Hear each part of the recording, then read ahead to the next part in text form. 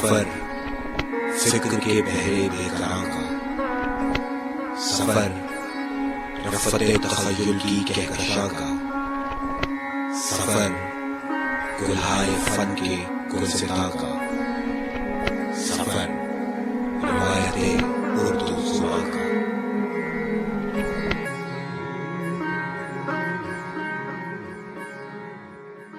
बिस्मिल्लाहिर्रहमानिर्रहीम।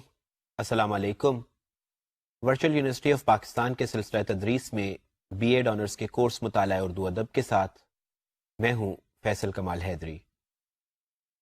अजीज़ तलबा, आप जानते हैं कि आजकल हम शामिल निसाब हिस्सा नसर का मुताला कर रहे हैं और इस सिलसिला में हमने गुज़श्ता लेक्चर में बात की खुतूत गालिब के उसलूब के हवाले से।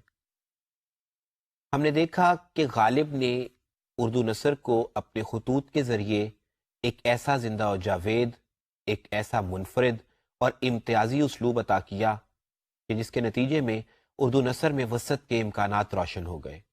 और फिर देखते ही देखते वो उर्दू नसर जिसमें पहले कोई लिखना गवारा नहीं करता था, जिसके मुतालिक ये ख्याल किया जाता था कि शायद नसर में लिखना अदबी मरातिब के ख़िलाफ़ होगा, जिस पर फ़ारसी और अरबी के असरात गालिब थे और जो मरस्सा साजी से बढ़कर और कुछ नहीं थी, एक ऐसा वक्त आया कि फिर उर्दू नसर में तारीख़ भी लिखी गई, सवाने उमरियाँ भी, तनकीद भी और अफसानवी नसर भी। और फिर अफसानवी नसर का आगाज़ हुआ तो बात नावल, ड्रामे और अफसाने से बढ़ते हुए कहीं आगे निकल गई और आज उर्दू नसर हर किस्म के तजर्बात के काबिल हो चुकी है। हमने गुज़श्ता लेक्चर में गालिब के हवाले से बात करते हुए ये कहा था कि शामिल निसाब गालिब के दो खतूत इस बात को जहन में रखते हुए मुंतखब किए गए हैं कि हम उन खसूसियात का अमलन अक्स देख सकें गालिब के खतूत में जिनका तज़किरा हमने पिछले लेक्चर में किया था। आज इस लेक्चर में हम गालिब के दो ख़त पढ़ेंगे। पहला ख़त मिर्ज़ा हरगोपाल तुफ्ता के नाम लिखा गया है। मिर्ज़ा हरगोपाल तुफ्ता गालिब के हम उम्र थे, कमोबेश यूँ कह लीजिए कि गालिब से सिर्फ 1 या 2 साल छोटे थे और लेकिन उनकी वफ़ात क्योंकि गालिब के बाद हुई, लिहाजा उनकी उम्र गालिब से ज़्यादा है। गालिब 1797 में पैदा हुए और मुहक्किकीन का कहना यह है कि मिर्ज़ा हरगोपाल तुफ्ता 1799 या 1800 में पैदा हुए थे। इस हवाले से खुतूत गालिब जो मौलाना गुलाम रसूल मेहर ने मुरतब किए हैं उनमें उन्होंने गालिब के इस शागिर्द यानी मिर्ज़ा हरगोपाल तुफ्ता के हवाले से खासी तफासील मुहैया की हैं, जिनके मुताबिक तुफ्ता बेसिकली एक बुलंद पाया शायर थे। उन्होंने 4 दीवान मुरतब किए, सुखन फहम थे, गालिब के शागिर्दों में गालिब को सबसे ज़्यादा अजीज़ थे और हम देखते हैं कि सबसे ज़्यादा खतूत गालिब ने मिर्ज़ा हरगोपाल तुफ्ता ही को लिखे। दूसरा ख़त जो हम पढ़ेंगे वो नवाब अलाउद्दीन अलाई के नाम लिखा गया है।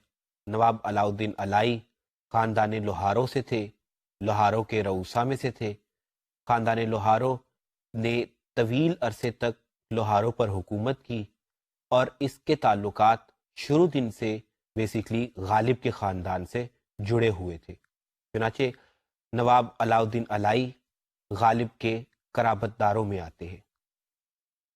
इन दोनों खतूत में हमने ये बात भी मलहूज़े खातिर रखी कि हम आपको बता सकें कि गालिब के खतूत अपने दौर की तारीख़ किस तरह थे और गालिब के खतूत उनकी आपबीती का एक मोतबर हवाला किस तरह है।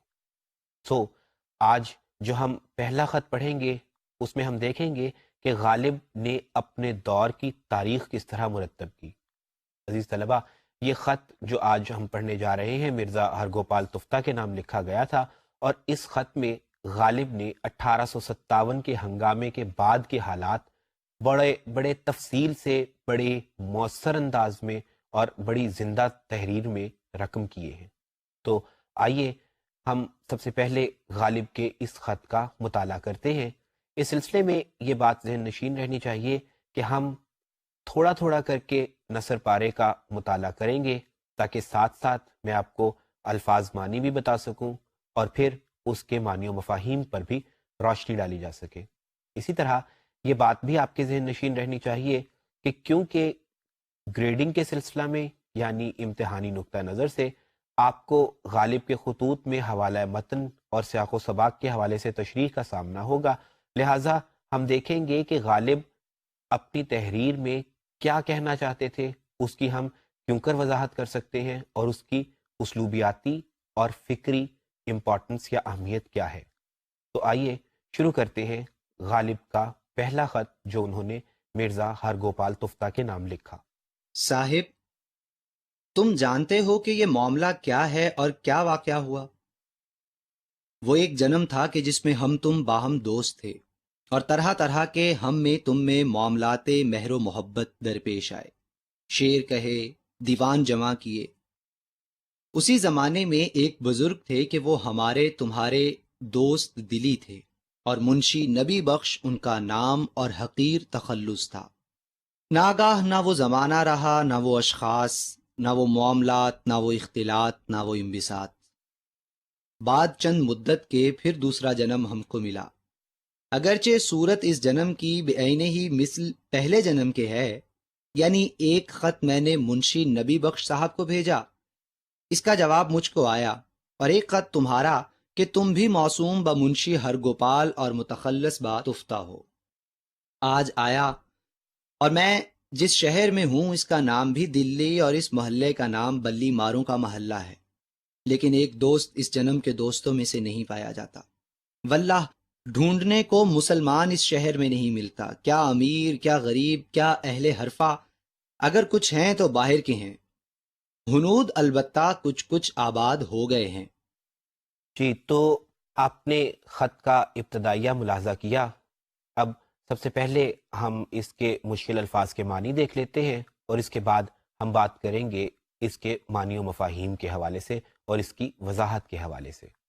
تو مہر و محبت، خلوص، پیار، اتفاق، اختلاط یعنی میل ملاپ، میل جول، انبساط یعنی خوشی، مسرت، اہل حرفہ، پڑھے لکھے، عقل مند، دانا لوگ، موسوم یعنی جس کا نام رکھا گیا ہو، یعنی وہ شخص کہ جس کا نام ہو، اسم مفعولی ہے یہ۔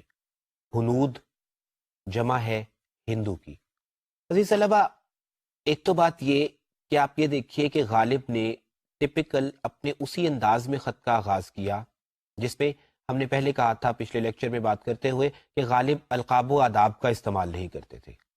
ہم نے دیکھا کہ انہوں نے ڈائریکٹلی صاحب سے بات شروع کی اور پھر مدعا پر آ گئے، اور پھر مدعا کا بیان دیکھیے کہ وہ کہتے ہیں کہ ایک جنم تھا اور پھر بعد میں کہتے ہیں کہ اب بھی ایک اور جنم، ایک اس کے بعد ایک نیا جنم آیا۔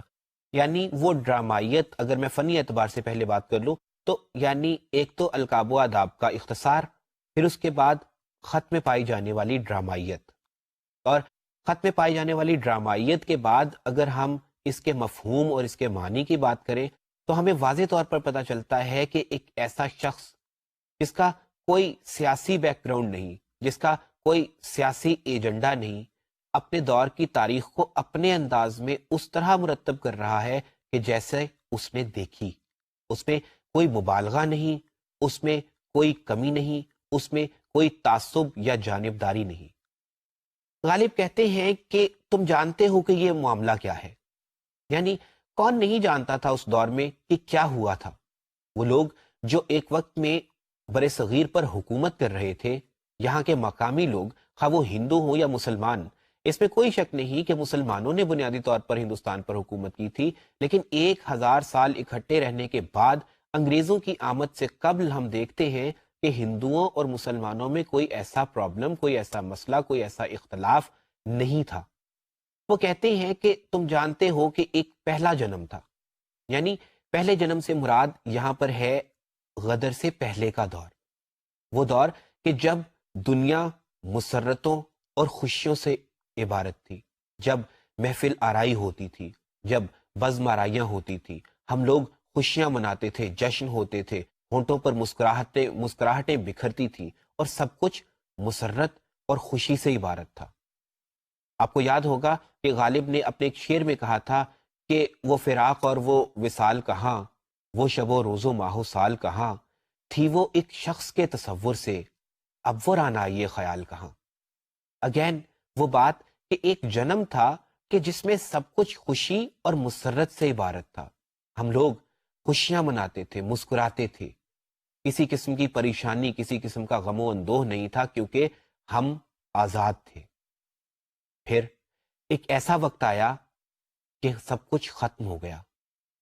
انگریز دیکھتے ہی دیکھتے ملک پر حاوی ہو گئے، اور وہ لوگ جو کبھی حاکم ہوا کرتے تھے، جنہوں نے شاید کبھی یہ سوچا بھی نہیں ہوگا کہ وہ بھی غلامی کی زندگی گزاریں گے، وہ محکوم ہو گئے۔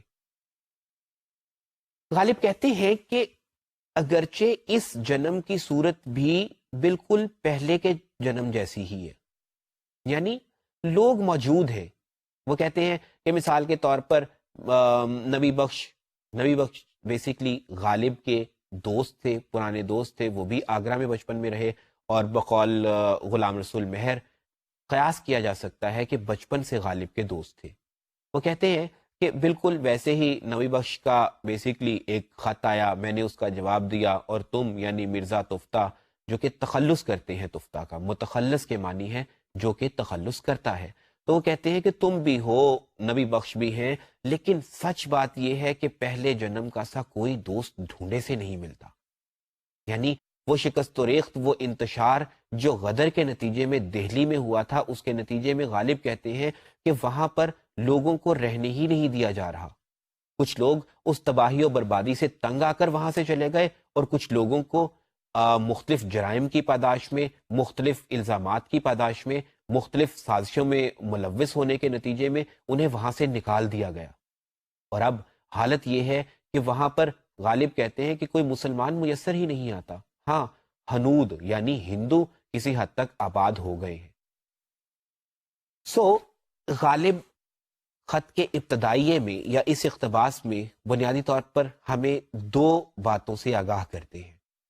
ایک، کہ غدر سے پہلے ہندوستان کے اور بالخصوص دہلی کے کیا حالات تھے، کہ سب کچھ خوشی و مسرت سے عبارت تھا، اور جب انگریزوں نے دہلی پر قبضہ کیا، مغلیہ سلطنت کا خاتمہ ہو گیا، تو اس کے نتیجے میں حالات کیا ہو گئے۔ اور خاص طور پر اگر کوئی شخص 1857 کے غدر کے بعد، یعنی 1857 کی جنگ آزادی کے بعد، جب بہادر شاہ ظفر کو جلا وطنی کی زندگی کے لیے بھیج دیا گیا تھا رنگون میں، اس کے بعد دہلی کے حالات کیا ہوئے تھے۔ حالانکہ آپ لوگ بخوبی جانتے ہوں گے کہ عملاً، میں نے غالباً گزشتہ لیکچرز میں بھی اس بات کا تذکرہ کیا تھا کسی میں، کہ عملاً 1800 کے بعد انگریز دہلی میں داخل ہو چکے تھے، اور پریکٹیکلی لال قلعے تک محدود ہو کر رہ گئی تھی مغلیہ حکومت۔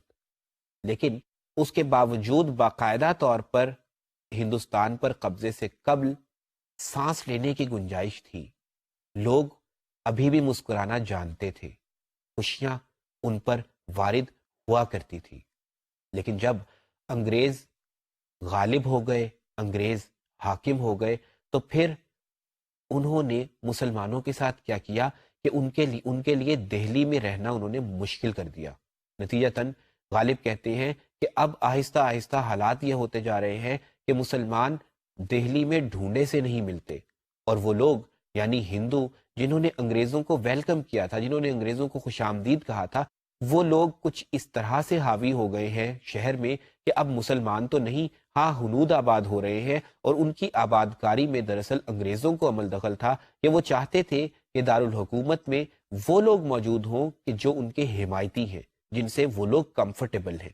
نتیجتاً غالب اس بات پر پہنچتے ہیں یا اس بات کا اظہار کرتے ہیں کہ اب حالات پہلے سے نہیں رہے، اب ہم یہ نہیں کہیں گے کہ حالات بدل گئے ہیں، بلکہ غالب کو کچھ ایسا محسوس ہوتا ہے کہ شاید ایک نیا جنم آ گیا ہے، ایک نئی دنیا آباد ہو گئی ہے، ایک نیا جہان ہے جس کے اصول، جس کے دستور، جس کا آئین، جس کے رسوم و رواج، جس کے ضوابط بالکل نئے ہوں گے، اور ان نئے ضوابط اور نئے دساتیر کے مطابق اس میں مسلمانوں کے لیے کوئی گراؤنڈ نہیں ہوگا، کوئی کشادگی نہیں ہوگی، کوئی ایسا حالات، کوئی ایسے ماحول نہیں ہوگا کہ جس میں وہ پرسکون انداز میں زندگی گزار سکیں، کیونکہ اب حاکمیت ختم ہوئی اور محکومی کی زندگی شروع ہو گئی ہے۔ آگے چل کر غالب کہتے ہیں، اب پوچھو تو کیوں کر مسکن قدیم میں بیٹھا رہا؟ صاحب بندہ، میں حکیم محمد حسن خان مرحوم کے مکان میں 9-10 برس سے کرائے کو رہتا ہوں، اور یہاں قریب کیا دیوار با دیوار ہیں گھر حکیموں کے، اور وہ نوکر ہیں راجہ نریندر سنگھ بہادر والی پٹیالہ کے۔ راجہ صاحب نے صاحبان عالیشان سے عہد لیا تھا کہ بر وقت غارت دہلی یہ لوگ بچے رہیں، چنانچہ بعد فتح راجہ کے سپاہی یہاں آ بیٹھے اور یہ کوچہ محفوظ رہا، ورنہ میں کہاں اور یہ شہر کہاں۔ مبالغہ نہ جاننا، امیر غریب سب نکل گئے، جو رہ گئے تھے نکالے گئے، جاگیردار، پنسندار، دولت مند، اہل حرفہ کوئی بھی نہیں ہے۔ مفصل حالات لکھتے ہوئے ڈرتا ہوں۔ ملازمان قلعہ پر شدت ہے، بعض پرس اور داروگیر میں مبتلا ہیں، مگر وہ نوکر جو اس ہنگام میں نوکر ہوئے ہیں اور ہنگامے میں شریک رہے ہیں۔ جی تو پہلے ہم دیکھتے ہیں اس کے ورڈ میننگز، الفاظ معنی، اور پھر اس کے بعد اس اقتباس پر بات کریں گے۔ مسکن قدیم یعنی پرانا گھر، صاحبان عالی شان، عظیم مرتبے والے، اہل اقتدار، یہاں اشارہ ہے انگریزوں کی طرف۔ بر وقت غارت دہلی، دہلی کی تباہی کے وقت، یعنی دہلی پر ہونے والے حملے کے وقت۔ مبالغہ یعنی بڑھا چڑھا کر بیان کرنا یا اصل سے زائد بیان کرنا۔ پینشندار یعنی پینشن لینے والے۔ باز پرس یعنی پوچھ گچھ۔ داروگیر پکڑ دھکڑ، مواخذہ، تفتیش وغیرہ۔ عزیز طلبہ، ابتدائی روشنی کے بعد غالب اپنی بات کرتے ہیں۔ وہ کہتے ہیں کہ اب یہ پوچھا جائے کہ میں مسکن قدیم یعنی اپنے پرانے گھر میں اتنے عرصے سے کیوں رہ رہا ہوں، اگر واقعی دہلی میں یہ حالات ہیں کہ وہاں کسی مسلمان کو رہنے کی اجازت نہیں رہی، وہاں پر کسی کے لیے زندگی گزارنا اب آسان نہیں رہا، لوگ دہلی چھوڑ کر جاتے چلے جاتے ہیں، تو پھر سوال یہ ہوا کہ میں یہاں پر یعنی کہ غالب یہاں پر کیسے رہ گئے؟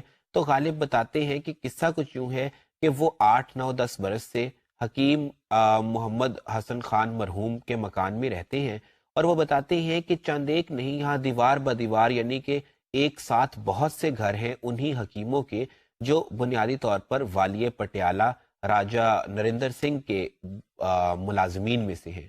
اور راجہ نریندر سنگھ نے انگریزوں سے یہ معاہدہ کیا تھا کہ جب دہلی کا انتشار بپا ہو، جب دہلی میں حکومت کی تبدیلی آئے، تو ان کے گھروں کو یعنی کہ ان کے ملازمین کے گھروں کو جو کہ حکامات ہیں ان کو محفوظ رکھا جائے۔ سو غالب یہ کہتے ہیں کہ ہوا کچھ یوں کہ جب غدر بپا ہوا، معاملات ختم ہوئے غدر کے، تو پھر راجہ صاحب یعنی کہ پٹیالہ کے رئیس راجہ نریندر سنگھ کے سپاہی وہاں پر آ کر ٹھہر گئے، اور یوں یہ محلہ محفوظ رہ گیا۔ وہ کہتے ہیں کہ ادروائز اگر اس محلے سے ہٹ کر بات کی جائے تو حالات بہت ہی مخدوش تھے۔ ہوا کچھ یوں ہے کہ لوگوں کو پکڑ پکڑ کر سزائیں دی جا رہی ہیں، باہر نکالا جا رہا ہے، لیکن مہربانی راجہ نریندر کی کہ اس کے باعث ابھی تک وہ وہاں پر پرسکون انداز میں قیام پذیر ہیں، وگرنہ سچی بات یہ ہے کہ کسی مسلمان کا وہاں پر اب آسانی سے قیام ممکن نہیں رہا۔ غالب تفتہ سے کہتے ہیں کہ اسے مبالغہ مت سمجھنا، لیکن حقیقت یہ ہے کہ عوام ہو یا خواص، کوئی پینشن لینے والے ہوں یعنی جو لوگ پہلے سے انگریزوں سے پینشن لے رہے تھے وہ لوگ ہوں، یا جاگیردار یا امیر غریب، کوئی بھی ہوں، کیسے بھی ہوں، ان کے لیے اب دہلی میں رہنا کوئی آسان کام نہیں رہ گیا۔ وہ کہتے ہیں کہ حالات تو یہاں تک ہیں کہ بالخصوص وہ لوگ جو قلعے کے ملازمین تھے ان پر تو خاص مصائب ہیں، ان پر تو خاص مشکلات ہیں، کیونکہ ان کے متعلق ہر لحظہ یہ قیاس کیا جاتا ہے کہ شاید وہ مغلیہ سلطنت کے یا مغلیہ فرما رواؤں کے جاسوس ہو سکتے ہیں، ان کے مخبر ہو سکتے ہیں، ان کے حمایتی ہو سکتے ہیں، لہٰذا ان سے خاص طور پر تفتیش کی جا رہی ہے، ان پر خاص طور پر مظالم ڈھائے جا رہے ہیں، ان کو کبھی پوچھ گچھ کے لیے بلا لیا جاتا ہے، کبھی ان میں سے بہت سارے لوگوں کو قید و بند کی صحبتوں میں ڈال دیا جاتا ہے، کبھی انہیں پابہ زنجیر کیا جاتا ہے. ان پر تو خاص طور پر مشکلات ہیں، لیکن بس وہ کہتے ہیں کہ ہوا کچھ یوں کہ میں اس کے باوجود کہ میں دہلی میں بھی موجود ہوں، محفوظ ہوں، اور پھر میں قلعے کا ملازم بھی تھا، اس کے باوجود محفوظ ہوں. تو اس کی وجہ یہ ہے کہ وہ کہتے ہیں کہ جب سے میں نے قلعے کی ملازمت اختیار کی تھی، یعنی جب غالب وہاں پر بہادر شاہ ظفر کے کہنے پر تاریخ تیموریہ لکھنے پر مامور ہوئے تھے، تو ظاہر ہے کہ غالب قلعے کے ملازم تھے. پھر اس کے بعد بہادر شاہ ظفر نے ان سے شعری اصلاح بھی لینا شروع کر دی. جب ذوق کی وفات ہو گئی تھی تو غالب بادشاہ کے قریب بھی تھے، تاریخ تیموریہ بھی لکھ رہے تھے، ظاہر ہے قلعے کے ملازم بھی تھے، لیکن اس کے باوجود غالب کہتے ہیں کہ میں اس وجہ سے محفوظ رہ گیا ہوں کہ دراصل میں نے کبھی سیاسی معاملات میں حصہ نہیں لیا. مجھے جو ذمہ داری دی گئی تھی تاریخ تیموریہ لکھنے کی، میں وہ نبھاتا رہا، یا پھر یہ ہوا کہ شاعری میں بادشاہ کو اصلاح دیتا رہا. نہ اس سے بڑھ کر نہ اس سے کم میں نے کبھی سیاسی امور میں بدلتے ہوئے حالات میں کیونکہ کوئی حصہ ہی نہیں لیا، لہٰذا میرے اوپر تو وہ آفت نہیں آئی. لیکن باقی لوگوں کی بات کی جائے تو واقعی ان کے لیے زندگی کرنا اب انتہائی مخدوش اور دشوار ہوتا چلا جا رہا ہے. اب دیکھتے ہیں کہ غالب آگے بڑھ کر کیا کہتے ہیں. میں غریب شاعر 10 برس سے تاریخ لکھنے اور شعر کی اصلاح دینے پر متعلق ہوا ہوں.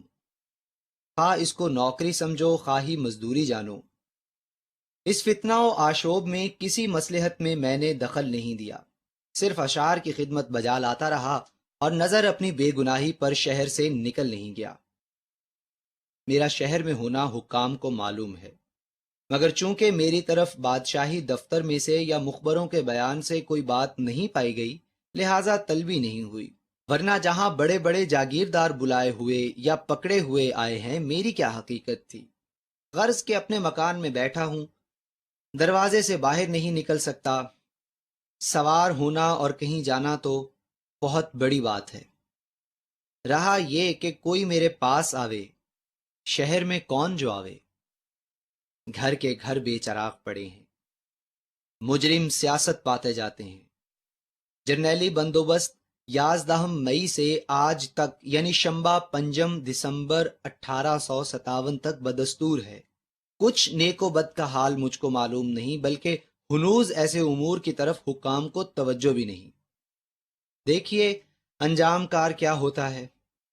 یہاں سے باہر اندر کوئی بغیر ٹکٹ کے آنے جانے نہیں پاتا. تم زنہار یہاں کا ارادہ نہ کرنا.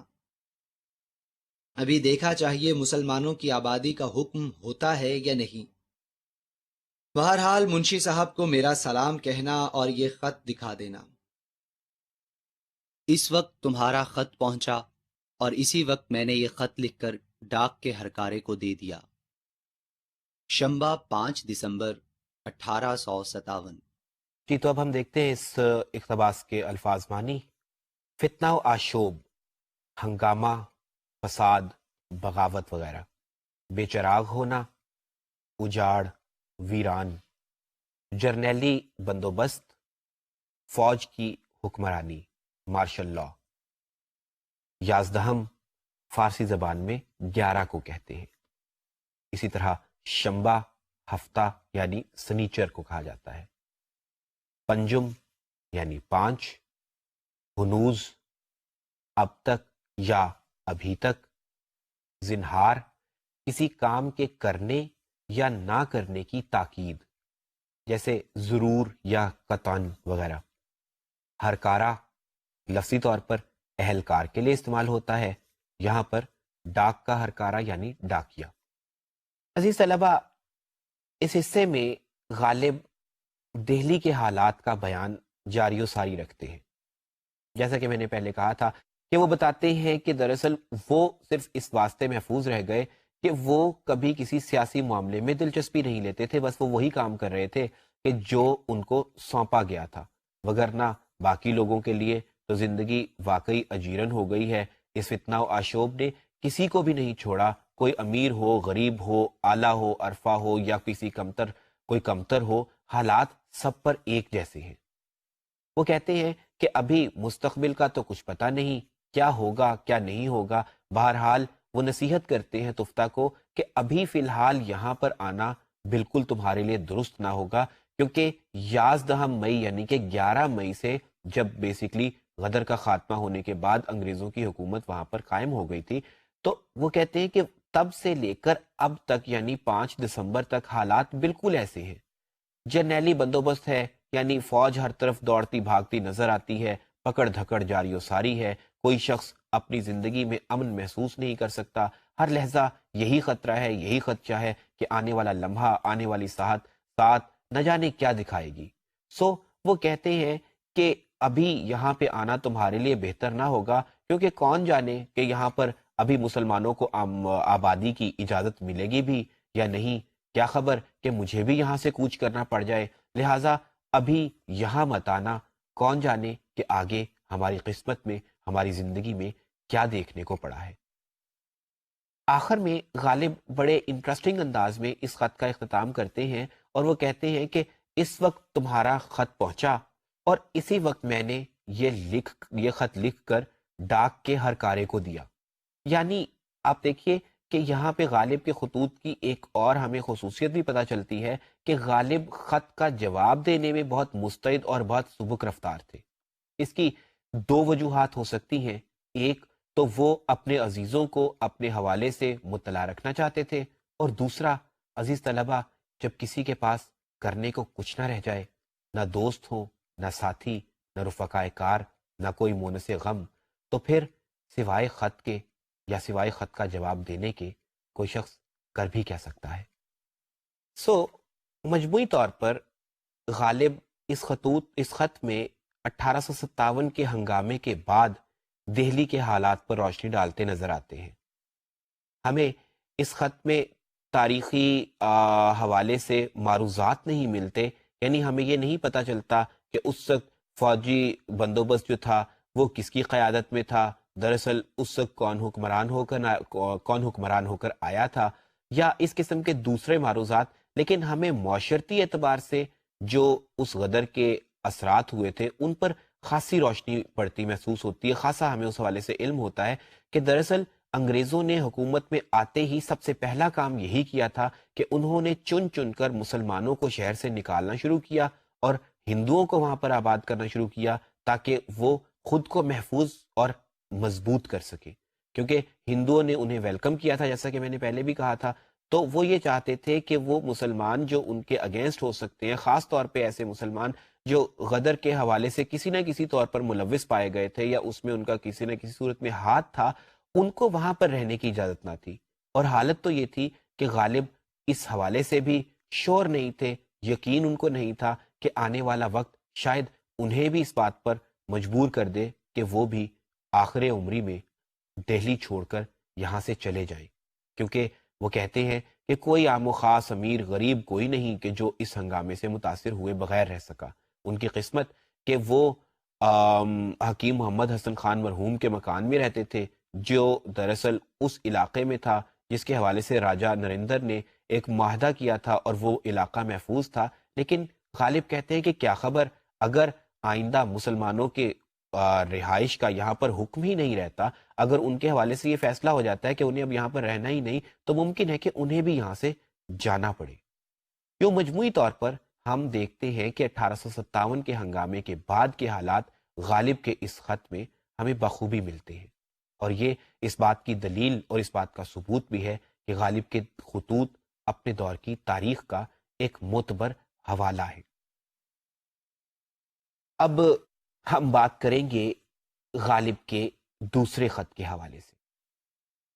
میں نے آپ کو شروع میں گزارش کی تھی کہ غالب کا یہ خط نواب علاء الدین علائی کے نام ہے، جو خاندان لوہاروں سے تعلق رکھتے تھے، رئیس تھے لوہاروں کے اور غالب کے قرابت داروں میں سے تھے۔ غالب اپنے اس خط میں نواب علاء الدین علائی سے کیا کہتے ہیں، یہ تو ہم خط کا متن پڑھ کر جان ہی لیں گے۔ دراصل یہ خط تاریخ سے بڑھ کر غالب کے اپنے حالات پر روشنی ڈالتا زیادہ محسوس ہوتا ہے۔ ہمیں پتہ چلتا ہے کہ غالب کی زندگی میں ذاتی نوعیت کے کیا آشوب تھے اور ان کے نتیجے میں غالب کے افکار پر، غالب کی نفسیات پر اس کے کیا اثرات مرتب ہوئے تھے۔ تو آئیے پڑھتے ہیں نواب علاء الدین احمد خان علائی کے نام لکھا گیا شامل نصاب غالب کا دوسرا خط۔ مولانا نسیمی، کیوں خفا ہوتے ہو؟ ہمیشہ سے اسلاف و اخلاف ہوتے چلے آئے ہیں۔ اگر نیر خلیفہ اول ہے تو تم خلیفہ ثانی ہو، اس کو عمر میں تم پر تقدم زمانی ہے۔ جانشین دونوں، مگر ایک اول اور ایک ثانی ہے۔ شیر اپنے بچوں کو شکار کا گوشت کھلاتا ہے، طریقے صید افغنی سکھاتا ہے۔ جب وہ جوان ہو جاتے ہیں آپ شکار کر کھاتے ہیں۔ تم سخنور ہو گئے، حسن طب خداداد رکھتے ہو۔ ولادت فرزند کی تاریخ کیوں نہ کہو؟ اس میں تاریخ کیوں نہ نکالو کہ مجھ پیر غمزدہ دل کو تکلیف دو؟ علاء الدین خان، تیری جان کی قسم، میں نے پہلے لڑکے کا اس میں تاریخی نظم کر دیا تھا اور وہ لڑکا نہ جیا۔ مجھ کو اس وہم نے گھیرا ہے کہ میری نحوست تالے کی تاثیر تھی۔ میرا ممدوح جیتا نہیں۔ نصیر الدین حیدر اور امجد علی شاہ ایک ایک قصیدے میں چل دیے۔ واجد علی شاہ 3 قصیدوں کے متحمل ہوئے، پھر نہ سنبھل سکے۔ جس کی مداح میں 10-20 قصیدے کہے گئے وہ عدم سے بھی پرے پہنچا۔ نہ صاحب، دہائی خدا کی، میں نہ تاریخ ولادت کہوں گا نہ نام تاریخی ڈھونڈوں گا۔ حق تعالیٰ تم کو اور تمہاری اولاد کو سلامت رکھے اور عمر و دولت و اقبال عطا کرے۔ جی، سب سے پہلے دیکھتے ہیں اس اقتباس کے مشکل الفاظ اور ان کے معنی۔ سب سے پہلے ہے اسلاف۔ اسلاف جمع ہے سلف کی، جس کے معنی ہے باپ دادا، آبا و اجداد۔ پھر ہے اخلاف، یعنی اولاد، نسل۔ نیر، مراد ہے ضیاء الدین احمد نیر، جو علاء الدین علائی کے چچا تھے اور علاء الدین علائی ان کے خلیفہ ثانی۔ خلیفہ ثانی یعنی دوسرا خلیفہ۔ تقدم زمانی، زمانے میں پہلے ہونا یعنی عمر میں بڑے ہونا۔ طریقے صید افغنی، شکار کا طریقہ۔ سخنور، ادیب، شاعر یا زباندان۔ حسن طب خداداد، خوبصورت خداداد صلاحیت، اللہ تعالیٰ کی طرف سے ودیعت کردہ صلاحیتیں۔ تاریخ کہنا، کسی واقعے کو نظم یا نثر میں بیان کرنے کے لیے ایسے الفاظ کا چناؤ کرنا جن میں حروف کے اعداد جمع کرنے پر اس واقعے کی تاریخ نکل آئے۔ اس میں تاریخ کے مطابق نام، پیر، بوڑھا، تالے، قسمت، ممدوح، جس کی تعریف کی جائے۔ نصیر الدین حیدر، امجد علی شاہ اور واجد علی شاہ، یہ بیسکلی اودھ کے نوابان تھے، والیان اودھ تھے۔ متحمل ہونا، برداشت کرنے کی صلاحیت رکھنا، سہنا، اس قابل ہونا۔ عدم، اگلا جہان، موت کے بعد کی زندگی۔ عزیز طلبہ، اس اقتباس میں جو ابھی آپ نے سماعت فرمایا اور آپ نے دیکھا بھی، اس میں غالب کچھ ایسا محسوس ہوتا ہے کہ نواب علاء الدین علائی کو شروع میں مناتے ہوئے محسوس ہوتے ہیں۔ وہ کہتے ہیں کہ مولانا نسیمی کیوں خفا ہوتے ہو؟ بات یہ ہے کہ آبا و اجداد اور پھر اولاد، یہ تو زندگی کا کھیلا ہے، یہ تو زندگی کا کھیل ہے، ایک ایسا طریقہ کار، ایک ایسا اصول، ایک ایسا دستور جو آفاقی نوعیت کا ہے۔ آج جو بچہ ہے کل اسے بڑے ہونا ہے، آج جو دور حاضر کا حصہ ہے کل اسے ماضی کا قصہ بن جانا ہے۔ آج جو اولاد شمار ہوتی ہے کل اسے باپ دادا ہونا ہے۔ اس میں کوئی ایسی بات نہیں، یہ تو زندگی کا دستور ہے کہ لوگ پہلے جنم لینے والا شخص بڑا ہوگا، بعد کا شخص چھوٹا ہوگا۔ اس بات سے خفا مت ہو کہ میں ضیاء الدین احمد نیر کو خلیفہ اول کہتا ہوں۔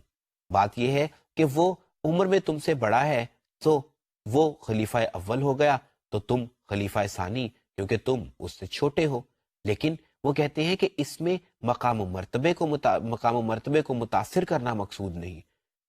پھر غالب آگے بات بڑھاتے ہوئے کہتے ہیں کہ دیکھو بات یہ ہے کہ شیر اپنے بچوں کو گوشت کھلاتا ہے،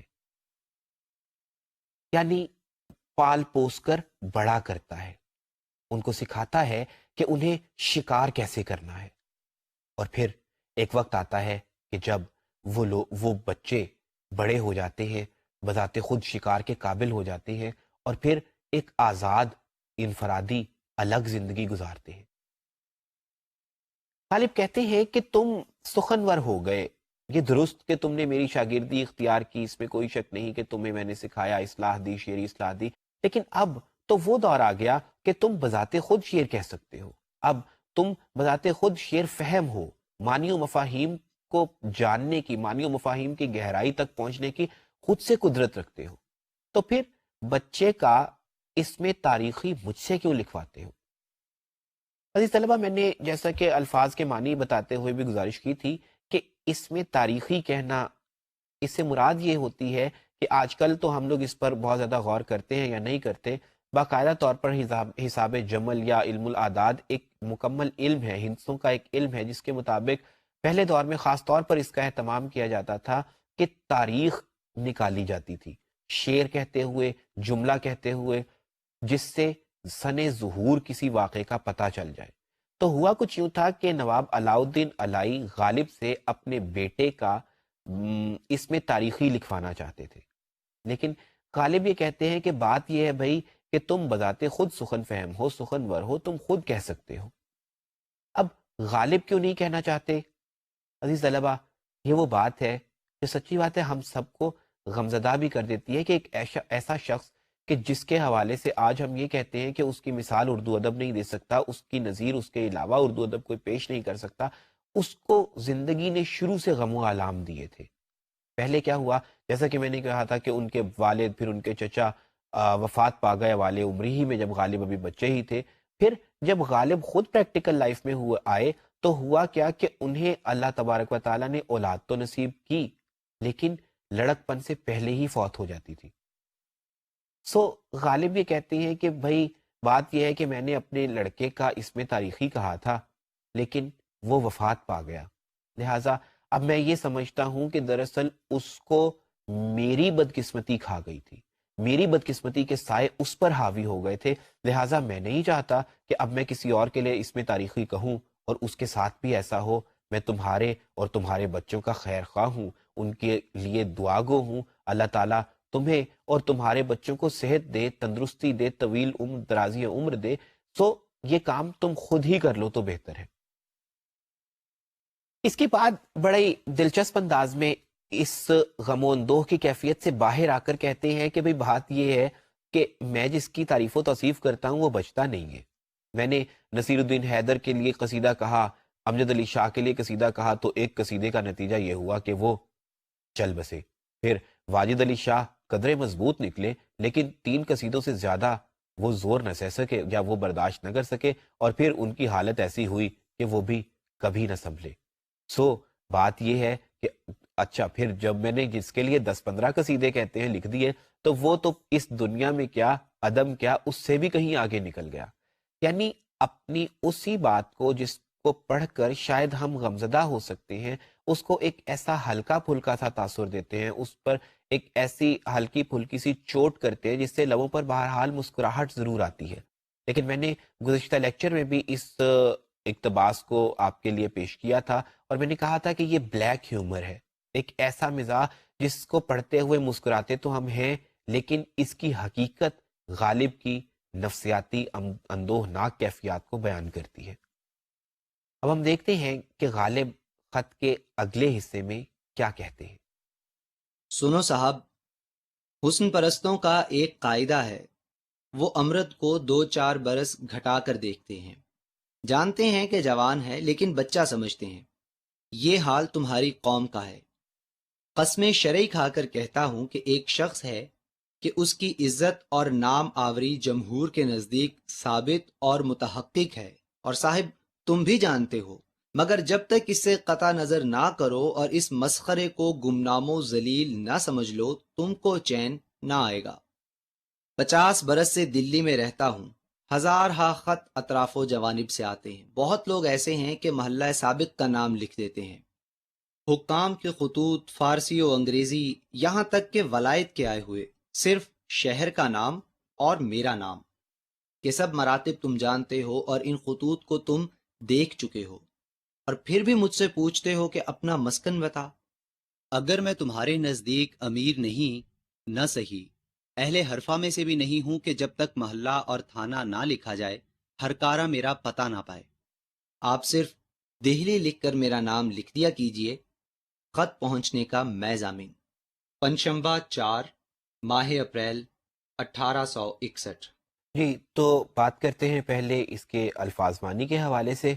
امرد نوعمر لڑکا بالا، ناماوری شہرت، جمہور عوام، متحقق ثابت شدہ. ولایت مغرب کے لیے بھی استعمال کیا جاتا ہے، یورپ کے لیے اور بالخصوص انگلستان کے لیے استعمال کیا جاتا رہا ہے. مراتب مرتبے کی جمع، ضامن ضمانت دینے والا. عزیز طلبہ، خط کے دوسرے حصے میں غالب ایک نئے انداز میں خود پر طنز کرتے ہیں. پہلے تو خیر وہ پچھلے موضوع کے حوالے سے ہی بات کرتے ہیں، اور وہ یہ کہتے ہیں کہ ہمارے ہاں حسن پرستوں کا ایک قاعدہ ہے کہ عموماً لڑکوں کی عمر قدرے کم بتائی جاتی ہے. کیونکہ آج قدرے شاید دستور یا حالات بدل گئے، آج ایسا لڑکوں سے زیادہ لڑکیوں کے حوالے سے ہوتا ہے. لیکن بہرحال غالب یہ کہتے ہیں کہ ہمارے ہاں حسن پرست عموماً یہ کرتے ہیں کہ لڑکوں کی عمر قدرے کم بتاتے ہیں اور ان کو کم ہی تصور کیا جاتا ہے. وہ کہتے ہیں کہ یہی حال ہماری قوم کا بھی ہو چکا ہے. یعنی ہم حقیقت سے زیادہ خواب کی دنیا میں رہتے ہیں اور اپنی تمناؤں پر حقیقت کا پیراہن اڑانے کی کوشش کرتے ہیں. پھر غالب کہتے ہیں کہ سب لوگ جانتے ہیں کون کیا ہے، کس کی حقیقت کیا ہے. دراصل غالب یہاں اپنی طرف اشارہ کر رہے ہیں.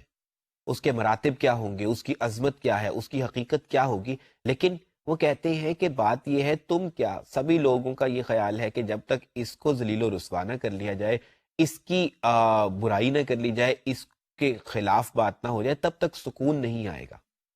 تم جانتے ہو، تم نے خطوط وہ دیکھ رکھے ہیں جو میرے نام پر آتے رہے، اور حالت اس میں یہ تھی کہ اس میں میرے پچھلے محلے کا نام لکھ دیا جاتا تھا. یعنی انفارمیشن یا ایڈریس، پتہ، خط کا پتہ مکمل طور پر نہیں لکھا جاتا تھا، لیکن میری شہرت شہر میں کچھ ایسی ہے، مجھے لوگ جانتے ہیں، لہٰذا محض خط پر غالب لکھ دینا اور دہلی لکھ دینا کافی ہے. وہ خط میرے تک پہنچ جائے گا. لیکن اس کے باوجود تم میرا پتہ پوچھتے ہو، تو سچی بات ہے میرا پتہ بس اتنا ہی ہے کہ تم غالب اور دہلی لکھ دو تو خط پہنچنے کا میں ضامن ہوں، یعنی میں ضمانت دیتا ہوں کہ خط پہنچ جائے گا. عزیز طلبہ، ابتدائی اور آخری نقطے سے ہٹ کر میں درمیان سے اگر بات کروں، یعنی جس میں غالب یہ کہتے ہیں کہ جب تک اس مسخرے کو ذلیل اور گمنام نہ کر لیا جائے. دیکھیے بات یہ ہے کہ غالب کی ساری زندگی، میں نے گزشتہ لیکچر میں بھی یہ بات کی تھی، کہ اس جد و جہد میں گزر گئی کہ کوئی ان کی حقیقت تو جانے. لیکن آخر تک آتے آتے ان کو پتہ چل گیا تھا کہ شاید اب وقت گزر چکا ہے. جس بات کی تمنا تھی وہ اس حد تک تو پوری ہو گئی کہ لوگ کسی حد تک خطوط تو پہنچنے لگ گئے، لیکن اس کے باوجود ادبی محافل میں یا ادبی مراتب میں ان کو وہ مقام حاصل نہیں ہو سکا تھا. لہٰذا وہ خود پر بھی طنز کرتے ہیں.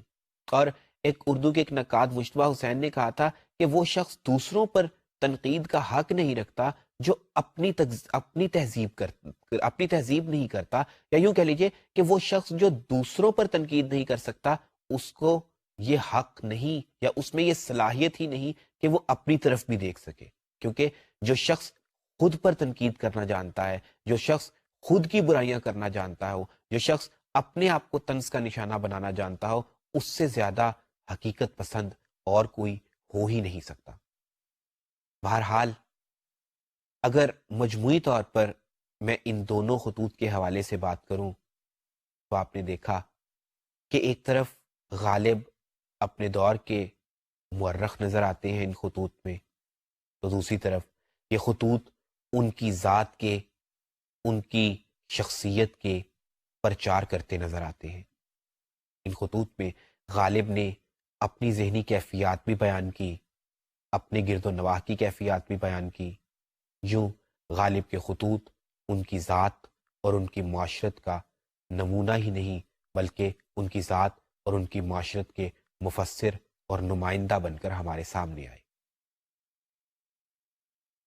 عزیز طلبہ، خط وہ ذاتی تحریریں جو پہلے بنیادی حوالے کی چیز تھی، آج حالات یہ ہو گئے، جیسا کہ میں نے پہلے کہا تھا کہ آج خطوط نویسی کسی حد تک، خاص طور پر ذاتی خطوط نویسی موقوف ہوتی چلی جا رہی ہے، کیونکہ ہمارے پاس جدید سہولیات ہے۔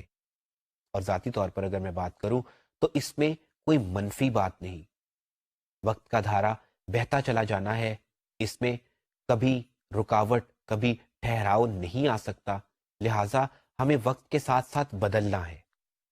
آج آپ ایس ایم ایس یا میسیجنگ سروسز سے بخوبی آشنا ہیں، اور آج سے 5 سال قبل مجھے یاد ہے کہ میں نے ایک کلاس میں خطوط نویسی پر بات کرتے ہوئے ہی کہا تھا کہ اب وہ دور دور نہیں کہ جب ہم خطوط کے اصول و ضوابط کی بجائے یہ بتائیں گے کہ ایس ایم ایس یا میسیجنگ کے اصول و ضوابط کیا ہو سکتے ہیں، کیونکہ وہ میسیجز جنہیں آج ہم پرسنلائز کرتے ہیں، ذاتی اعتبار سے جانتے ہیں، اب وہ وقت دور نہیں کہ ان کے ذریعے اشتہار سازی بھی ہوگی اور ان کے ذریعے رسمی کارروائیاں بھی ہوں گی۔ عزیز طلبہ، وہ لیکچر لائیولی تھا، ہوا میں ہوا ہو گیا، لیکن آپ دیکھ سکتے ہیں کہ آج ایس ایم ایس اشتہار سازی کا ایک بہت بڑا ذریعہ ہے۔ آج آفیشلائز کیا جاتا ہے بہت سی چیزوں کو ایس ایم ایس کے ذریعے۔ آج یہ بات میں ریکارڈ پر کہہ سکتا ہوں کہ اب واقعتاً وہ وقت دور نہیں کہ ہمیں شاید اس کے اصول و ضوابط پر غور کرنا چاہیے، کیونکہ ہمیں وقت کے ساتھ ساتھ خود کو بدلنا ہے۔ وہ چیز جو موقوف ہو چکی، موقوف ہو گئی، اب ہمیں آگے بڑھنا چاہیے، بجائے اس کے کہ ہم اس کے اصول و ضوابط پڑھائیں، اس صنف کے اصول و ضوابط پڑھائیں جو شاید عملاً ہمارے درمیان موجود ہی نہیں رہی، ماں سوائے چند ایک رسمی نوعیت کے خطوط کے علاوہ۔ اب ہمیں اس چیز کی طرف بڑھنا چاہیے جس سے ہم آج کل گزر رہے ہیں۔ وقت کے ساتھ بدلنا منفی بھی ہوتا ہے اور مثبت بھی۔ منفی اس طرح کہ ہم اگر ماضی کو قصہ پارینہ تصور کرتے ہوئے بالکل رد کر دیں تو پھر ہم اپنی روایات سے دور چلے جاتے ہیں، لیکن مثبت اس طرح سے کہ وہ قومیں جو بدلتے ہوئے حالات کے ساتھ بدلنا نہیں جانتی، ان کا وجود وقت کے ساتھ ساتھ ختم ہو جاتا ہے۔ عزیز طلبہ، آپ کے کورس میں غالب کے خطوط انہی 2 عوامل کو پیش نظر رکھتے ہوئے شامل کیے گئے۔ میں نے جیسا کہ کہا کہ وقت کے ساتھ بدلنا پڑتا ہے، تو غالب کے خطوط اب کے ہم نے اس لیے شامل نہیں کیے کہ ہم آپ کو غالب کے خطوط کے ذریعے خطوط کے اصول و ضوابط سمجھائیں گے، گویا ہم بدلتے ہوئے حالات کے ساتھ بدل رہے ہیں، لیکن ہم مثبت اعتبار سے اس کو فالو ایسے کر رہے ہیں کہ یہاں اب غالب کے خطوط کی بطور صنف امپورٹنس نہیں بلکہ غالب کے اسلوب کی امپورٹنس ہے۔ چنانچہ ہم منفی اور مثبت دونوں اعتبارات کو سامنے رکھتے ہوئے چلیں گے۔ یعنی میں نے جیسا کہ ابھی گزارش کی تھی کہ ہم اگر صرف ماضی پرست ہو جائیں تو پھر ہم سٹیگنیشن کا شکار ہو جاتے ہیں، پھر سکوت طاری ہو جاتا ہے، پھر ہم میں آگے بڑھنے کی صلاحیت نہیں رہتی، جبکہ وقت کسی کے ساتھ رکا نہیں کرتا۔ اور اگر ہم اس قدر سبک رفتاری سے آگے بڑھیں کہ ہم پیچھے والوں کو بالکل فراموش کر دیں، بالکل بھول جائیں، تو پھر ہم اپنی روایات سے روگردانی کرتے ہوئے ہم کھوکھلے ہو جاتے ہیں، کیونکہ وہ قومیں جن کی روایات مضبوط نہیں رہتی وہ کبھی مضبوط نہیں رہا کرتی۔ ہم نے آپ کے نصاب میں خطوط شامل کیے غالب کے، اس لیے کہ ہم اپنی روایات پر چلتے ہوئے یہ دیکھ سکیں کہ ہمارا قدیم اسلوب کیا تھا، ہم نے جدید اسلوب کی طرف کیسے سفر شروع کیا، جدید اسلوب کا نقاش اول کون تھا۔ لیکن اب ہمیں خطوط بطور صنف غور نہیں کرنا، اب ہمیں صرف اسلوب کو دیکھ کر چلنا ہے۔ عزیز طلبہ، وقت کے ساتھ بدلنا سیکھیے، وقت کے ساتھ نئے دھاروں کو اپنانا سیکھیے کہ وہ قومیں جو نئے وقت پر یا بدلتے ہوئے وقت کے تقاضوں کے مطابق خود کو نہیں ڈھالتی، وہ وقت کے بہاؤ میں پیچھے رہ جاتی ہیں، اور وہ قومیں جو وقت کے بہاؤ کے ساتھ کچھ یوں بہتی ہیں کہ ابن الوقت ہو جاتی ہیں، انہیں وقت نہیں چھوڑتا۔ لہٰذا ہمیں اپنے ماضی کو بھی ساتھ لے کر چلنا ہے اور مستقبل کی طرف بھی بڑھنا ہے۔ آگے بڑھنا سیکھیے تاکہ ہم بدلتے ہوئے تقاضوں کا مقابلہ کر سکیں، اور روایات کا دامن تھامے رکھیے تاکہ ہم ان قوموں میں شمار نہ ہو جائیں کہ جو اپنی حقیقت بھول جاتی ہیں، کیونکہ وہ قومیں جو روایات کو ترک کرتی ہیں وہ اپنے صراط مستقیم سے ہٹ جاتی ہیں، اور صراط مستقیم سے ہٹ جانے والی قوموں کا مقدر کبھی عروج نہیں ہو سکتا، زوال ہی ہوتا ہے۔ چنانچہ ایک ایسی فلیکسیبلٹی اپنے میں لے کر آئیے، وہ لچک اپنے میں لے کر آئیے کہ جس کے نتیجے میں ہم پیچھے دیکھتے ہوئے، پیچھے ماضی کو ساتھ لے کر ہم آگے بڑھنے کا فن سیکھ لیں، ہنر سیکھ لیں، کہ یہی زندہ قوموں کی نشانی ہے اور یہی ہمارا مطمع نظر ہونا چاہیے۔ ہم نے غالب کے خطوط کا مطالعہ کیا، اب ہم آئندہ لیکچرز میں سر سید پر بات کریں گے۔ انہوں نے اپنی قوم کو کس طرح آگے بڑھنے کا درس دیا، کس طرح انہوں نے اپنی قوم کو روایت پسند بنانے کی بات کی، یہ دیکھیں گے ہم آئندہ لیکچرز میں۔ سو آپ سے ملاقات ہوگی نیکسٹ لیکچر میں، تب تک کے لیے اللہ حافظ۔